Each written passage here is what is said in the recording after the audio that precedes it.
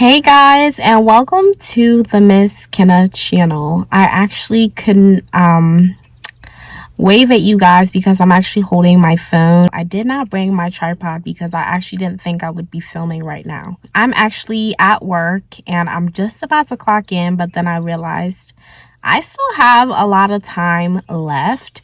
So let me do this quick video for you guys. So a couple of weeks ago, maybe not a couple of weeks ago, I think just about a week ago, it was Grad Appreciation Week, and I had decided that I was going to do a video that gave you guys some tips and tricks on how to apply for grad school, and I wasn't able to do that, but it feels like this is the time that I guess I'm supposed to be doing it.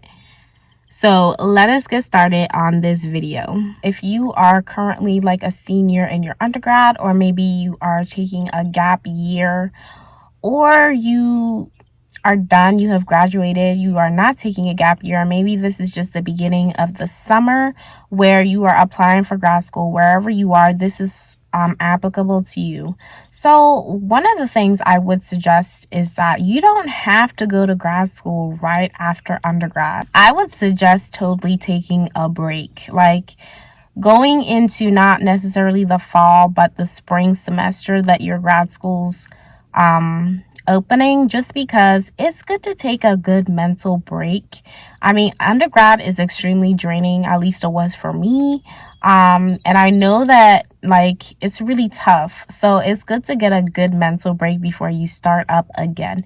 Now, depending on the kind of program you're entering into, I know due to COVID, a lot of universities are actually offering online classes. And if you are thinking about cost or how you can afford grad school, it might be really beneficial to you to take online classes. And I've said this in multiple of my videos, but if you're watching this for the first time, then this is the first time you're hearing me saying that. The requirements for applying to grad school is a personal letter or personal statement.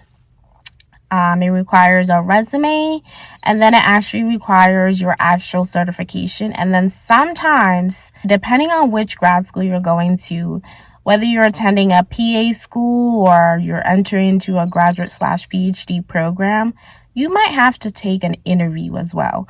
So I'm going to go about talking about each of these different steps and how to go about it.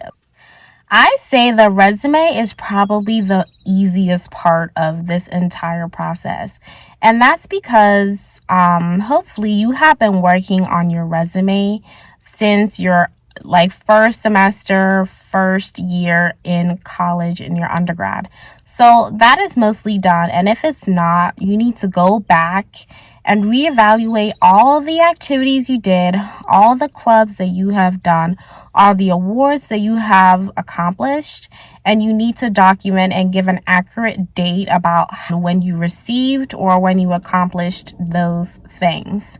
And it's also important to write down a little detail in some bullet points of what you did, let's say when you were student president of the math club, or when you had volunteered at the women's homeless shelter. Like, give a little description. Everything does not require for you to have a description or bulleted points in your resume, but some things will.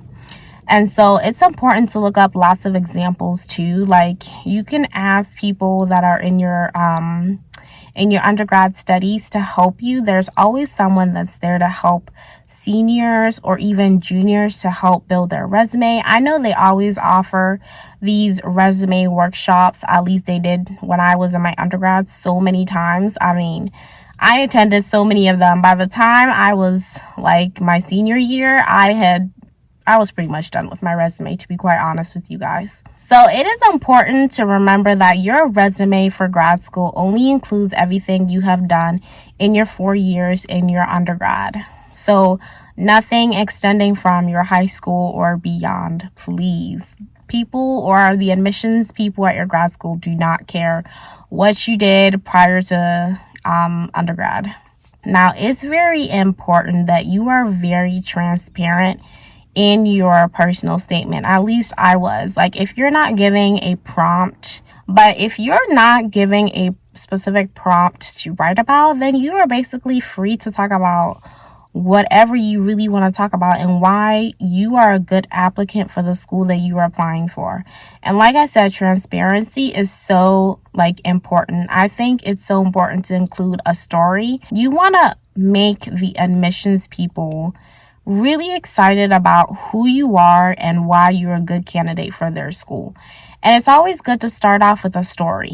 Okay, so if you're applying for a PA/PhD program, then it's important to write about a story of how you decided you were going to be a physician assistant and why you want to enter into medicine or into that field or into that career path.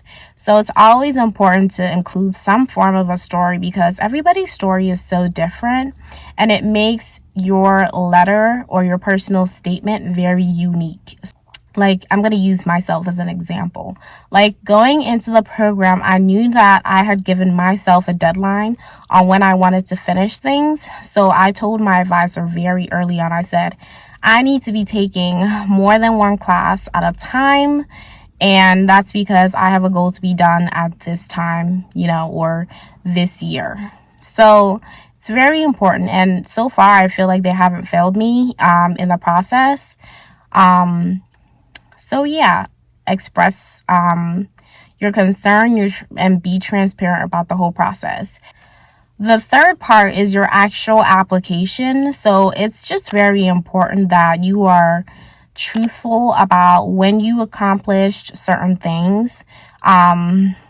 Make sure that you are not using autocorrect or autofill or something, because I've noticed this a lot actually, is that sometimes whenever you type in your name, then all your address and email and everything shows up. Make sure that you are checking all of that and making sure that it's the right address, it's the correct email, because I feel like most people have more than one email. Okay, I'm definitely guilty of this.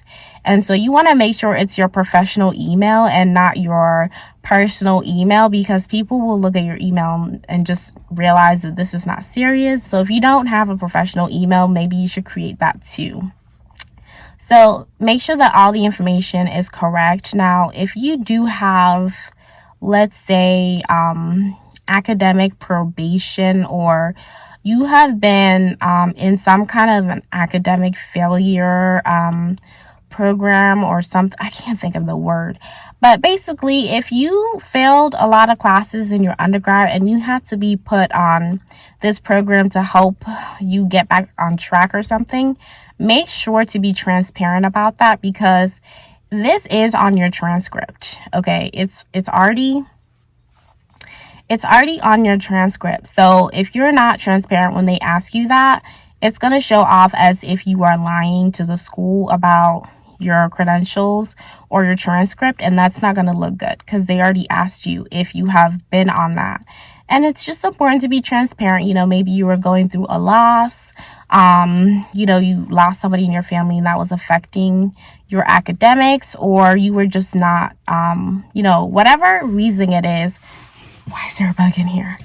Come up with a really professional way of explaining why you were on academic probation. So then the very last part is if you are giving an interview. Okay, so like I said, not every single grad program requires you to have an interview, but if yours does, it's important to be very professional on this day. Okay, be very professional, show up on time, show up dressed professionally, wear a suit. Okay, do not just go business casual, and this is for males and females too. Okay, wear a suit, look presentable, and show that you are serious. I always have a little file or folder with me where I keep extra copies of my transcript and my resume, and it's good to bring that with you. And it also has a notepad or something in case I need to write things down, because your interviewer might be giving you important information about the program or some of your professors. So it's important to write down those things. And then it's important that you are yourself, okay? Just be yourself during this interview, okay? And of course, respond to things to the best of your ability.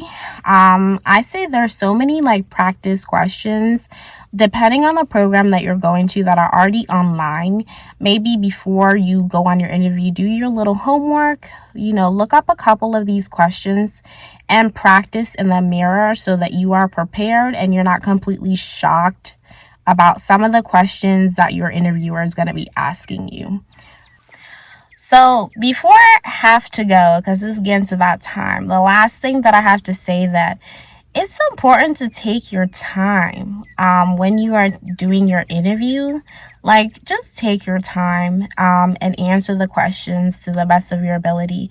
I feel like in our generation, or in the millennial generation, we're just so much in a rush to get things done and over with. And so I feel like if you take it nice and slow, you will definitely answer the questions correctly and critically, and it just won't be all over the place. I realized right about this point that I forgot something very important, which is talking about letters of recommendation. Now, I didn't have much to say about this section. However, I do recommend that students do ask your professors for letters of recommendation. If you have earned a B and better in their course, do not ask any professors that you had gotten a C or lower for a letter of recommendation, because they're not going to write you a very good one. So that is the last part of this video until my closure. So I hope you guys enjoyed this video. I'm sorry if it was shaky because I am holding it with my hand. I'm holding my phone with my hand. But if you have any questions about applying to grad school or to a PhD program or something like that, please do leave it down in the comments below. And also do show your support for my channel by hitting the subscribe button and hitting the likes button for this video. Thank you guys so much, and I'll see you next time. Bye.